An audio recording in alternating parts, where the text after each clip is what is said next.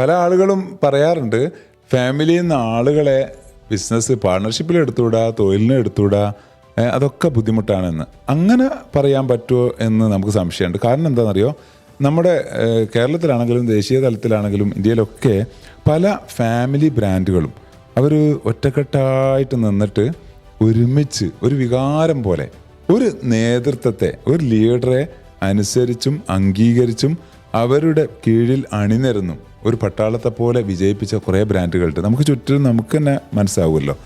ഇവിടെ ഇപ്പോൾ വിജയിച്ച വലിയ ബ്രാൻഡുകൾ, അന്താരാഷ്ട്ര തലത്തിലെ പ്രശസ്തി നേടിയ നല്ല ബ്രാൻഡുകൾ, ഫേമസ് ബ്രാൻഡുകൾ, അത് നല്ല കുടുംബത്തെ, ആ കുടുംബത്തിലെ എല്ലാവരെയും അവർ പല സീറ്റുകളിൽ ഇരുത്തിയിട്ട് ചിലപ്പോൾ നല്ല ട്രസ്റ്റ് അവർക്കുണ്ട്, പക്ഷേ കഴിവുണ്ടാവില്ല. കഴിവ് സ്കില്ലായിട്ട് അവർക്ക് ട്രെയിനിങ് കൊടുത്ത് വളർത്തി അവർ വലുതാക്കി വലിയ വലിയ സീറ്റുകളിൽ പ്രൊമോട്ട് ചെയ്ത് അത് വിജയിപ്പിച്ചെടുത്തു. എന്നാൽ പരാജയപ്പെട്ടതുണ്ട്. കാരണം അത് ഭിന്നിപ്പും അതുപോലെ തന്നെ പിന്നീടുള്ള സംശയങ്ങളും തെറ്റിദ്ധാരണകളും ഒക്കെ വന്നിട്ട് കുടുംബത്തിൽ അന്തഃഛിദ്രം വന്നിട്ട് അത് ബിസിനസ്സിനെ ബാധിച്ചിട്ട് ഭിന്നിച്ച ബ്രാൻഡുകളുണ്ട്. നല്ല ബ്രാൻഡുകൾ ദേശീയ തലത്തിൽ നമുക്കറിയാം, പറയുമ്പോൾ തന്നെ നമുക്ക് മനസ്സിൽ വരുന്നുണ്ടാവും. അപ്പം ഉണ്ടാകുന്ന ഒരു വീഴ്ചയും വീക്ക്നെസ്സും അവരനുഭവിക്കുകയാണ് ഇപ്പോഴും. അതിൻ്റെ ഒരു ദാഹവും അതിൻ്റെ ഒരു പ്രയാസമൊക്കെ ഉണ്ടല്ലോ, ഓടി തളരുമ്പോൾ ഉണ്ടാകുന്ന വല്ലാത്തൊരു ക്ഷീണം.